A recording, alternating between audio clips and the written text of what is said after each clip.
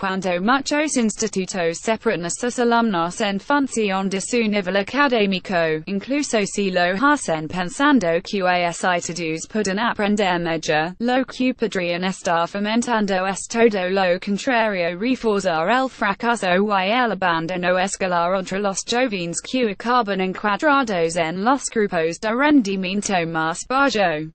Un estudio de la Fundación Bofil presentado este martes alerta que los grupos por nivel en la ESO aumentan el riesgo de que algunos jóvenes opten por no seguir estudiando cuando terminan la secundaria.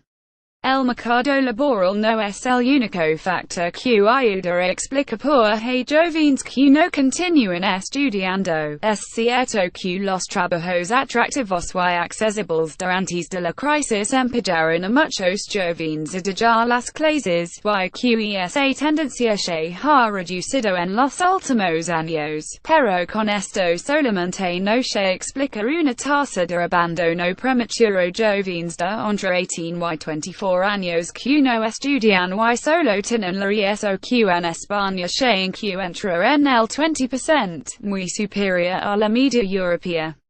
El factor del mercado de trabajo no se debe negar, pero tenemos que ver también cómo el sistema educativo repercute en el abandono. Para saber margen de mejora tiene, exponen a Tarabini, profesora de Sociología de la UAB y autora del informe, además de los grupos en función de su rendimiento. El estudio también señala la segregación escolar y el papel del profesorado como factores que pueden incidir en las decisiones de los jóvenes a la hora de recortar su trayectoria académica. Sobre la separación por niveles, apenas hay datos en Cataluña para saber si es una práctica muy extendida. Tipos de grupos se hacen y para asignaturas. El Departamento de Enseñamiento no ha recogido nunca datos en este sentido y lo único que se sabe, a partir de PISA 2015, es que un 26% de los centros en esta comunidad autónoma agrupa a los alumnos según sus capacidades como estrategia de atención a la diversidad. Por este motivo, el estudio presentado por la Fundación Bofil es de carácter cualitativo y no cuantitativo, es decir, que recoge las experiencias de los jóvenes en 5 centros de secundaria, pero no dispone de datos del conjunto del sistema. Rebaya las expectativas de los estudiantes con todo. Tarabini asegura que junta estudiantes por niveles es que quienes quedan relegados al grupo de rendimiento más bajo acaban reforzando su percepción de que son jóvenes que no están hechos para estudiar. Los grupos de bajo nivel no solo están sobrerepresentados por alumnos de origen migrado y de estatus socioeconómico bajo, sino que además tienen efectos muy negativos sobre la motivación, el rendimiento y las expectativas de los estudiantes, sostiene la autora en su informe. La visión de futuro de uno mismo, sostiene la autora, se ve influida por factores a los que a veces se presta poca atención, como por ejemplo el hecho de si todos los compañeros tienen ganas de seguir estudiando, o si el profesor te trata como un alumno que puede rendir mucho o poco, y esto suelen cambiar en función del grupo de nivel. El docente tiende a estimular más el aprendizaje en los grupos de los buenos, porque más en ellos, lamenta Tarabini. La frontera de grupos son positivos y cuales negativos, sin embargo, es difusa. Significa lo mismo para un alumno haber ido toda la ESO a un grupo de bajo nivel en la mayoría de asignaturas que haber ido solamente durante un trimestre una ola de refuerzo probablemente, no. Agrupar no es bueno o malo, depende del objetivo, expone Tarabini, pero cuanto más homogéneo, más largo en el tiempo y más malos docentes tenga el grupo de nivel, peor, de hecho, precisa que esa Grupos pequeños y variados en una misma clase no es una mala estrategia a la hora de personalizar el aprendizaje para Xavier Murillo, director del Instituto Sant Andreu de Barcelona. Uno de los que ha participado en el estudio es un error pensar que la segregación por niveles puede servir para combatir el fracaso, aunque el profesorado se piensa que esto permite hacer refuerzo a los que más les cuesta.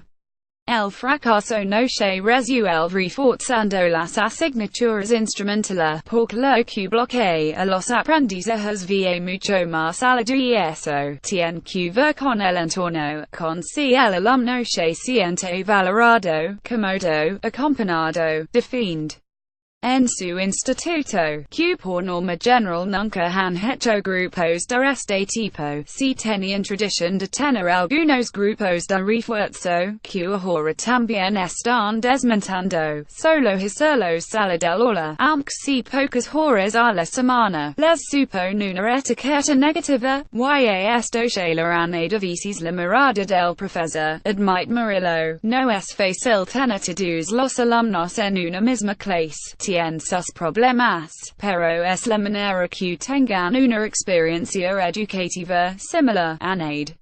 Mejor para los mejores, peor para los peores. A pesar de que no existe ningún estudio en Cataluña sobre grupos en el conjunto del sistema educativo, si es cierto que el Instituto Català d'Avaluació de Polítics Públics evalúa la misma fundación Joan Bofill Proran en 2015 una revisión de varias investigaciones internacionales sobre el tema, la conclusión era suficientemente clara en cuanto a los grupos de nivel, mientras que algunos estudios concluyen que no existe un efecto diferencial entre los estudiantes. Un grueso importante de evaluaciones observan una tendencia de estos grupos a beneficiar a los estudiantes de los grupos de nivel competencial alto y perjudica los de nivel bajo.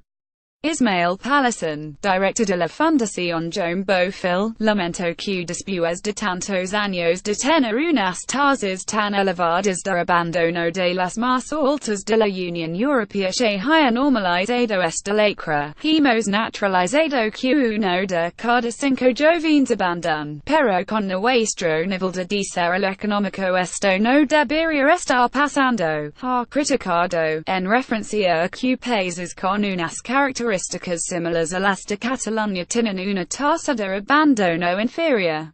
Aparte de señalar los grupos de nivel como una práctica contraproducente, el estudio, publicado este miércoles, también lanza una serie de propuestas para combatir el abandono escolar, algunas de las cuales apuntan a un replanteamiento del modelo de educación secundaria para que tenga como prioridad la centralidad del alumnado en los procesos de aprendizaje. Es el caso de garantizar que se haga más trabajo globalizado y el trabajo cooperativo en los centros, promueve la codocencia o elaborar un nuevo plan de acompañamiento y orientación personalizado del alumnado. El informe también señala medidas que tienen que ver con la protección de los centros de entornos más desfavorecidos, que son los que tienen jóvenes con más riesgo de dejar los estudios. Apunta a que se les debería fijar una ratio máxima de 20 alumnos por clase, ampliar el tiempo de formación y coordinación de sus docentes y, en definitiva, garantizar una financiación no lineal. Es decir, que pueden disponer de más recursos dado que tienen también más dificultades para salvar.